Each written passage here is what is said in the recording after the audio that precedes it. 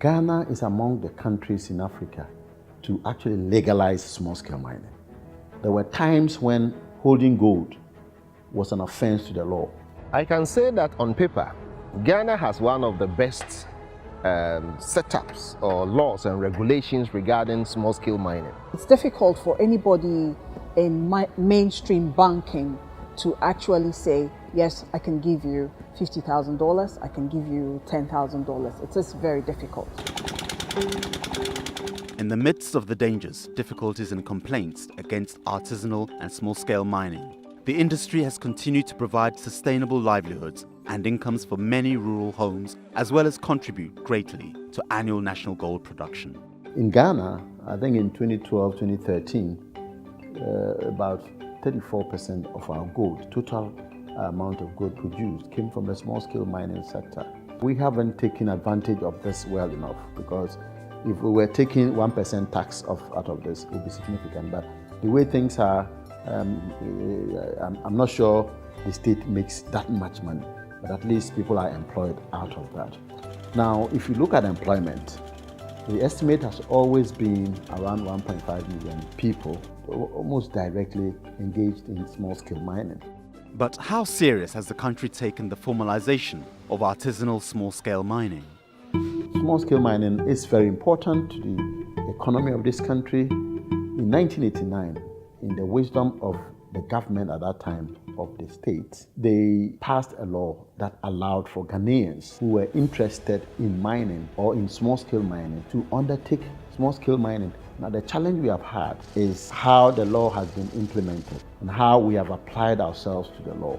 I think that the licensing procedure has to be re-looked at to make it simpler for small-scale miners to be able to register. On paper, we say it is 90 days, but on the ground, it can take about 2 years. Lack of participation in policy formulation is not the only problem artisanal and small-scale miners face, but access to viable land. Most of the areas have been given to the large-scale miners, so we don't even have a space for small-scale mining. That is why the irregular miners are everywhere. For ASMs to have access to viable land, the Geological Survey Department has a crucial role to play. The role of geological survey is to delineate areas where there's a good potential, and that when the small-scale miner goes there, he knows that he's not just going to waste his time, but gets something out of the work that he will do.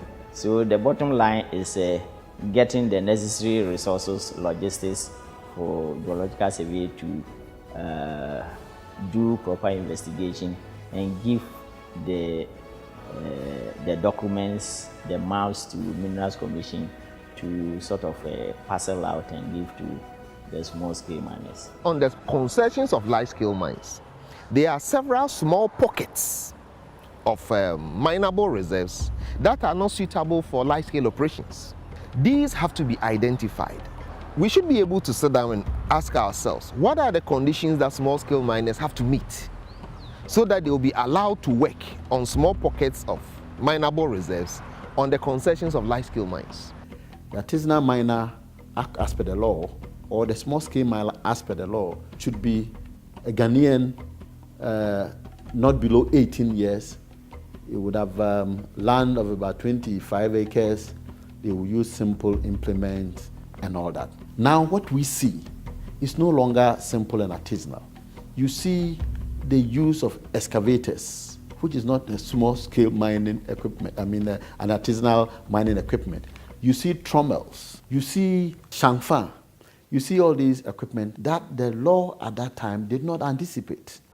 Besides these challenges, artisanal and small-scale miners also have a difficulty with accessing financial credit. If you want to make more, you need to put in a lot more money. And if you, as an indigenous small-scale miner, be it woman or male, cannot access these funds, I think it's very tempting to get a foreign financier. The Chinese came in to fill a gap. People need funds. The mainstream funding agencies or financial agencies are not able to provide the funds. And if as a people, we do not want the Chinese to be around, then the question is, what are we doing to fill in the gap that the Chinese has left? But what is the financial industry's own expectations of ASMs in filling the financial gap? Once you have a concession and then with a digging permit from the Minerals Commission, and you are registered with the Registrar General's Department to do the business of mining, and then we also see that you have the certificate from the Environmental Protection Agency, then we will readily finance it. With the ASM sector determined to survive, how should the state handle the sector in the phase of its accompanying environmental pollution challenge? Small-scale miners that are regularized, first of all, should be able to optimize their resource in terms of the flow sheet that they are using. And two, there should be environmental stewardship. And after they have closed down, there should be some form of reclamation to make sure that they tidy up the mess that they have created in the course of mining. Because naturally, mining creates mess. To deepen the discussion towards realizing a more formalized ASM sector, Friends of the Nation, in partnership with the International Institute of Environment and Development, is showing the way with a National Action Dialogue on ASMs. The fora is going to take place in Takwa. It's going to take place over a 4-day period where 2 days of it is dedicated to field visits to understand what artisanal small-scale mining is in areas in Takwa and the Wasa West District, and 2 days to come and sit and discuss and respond to the needs of the sector.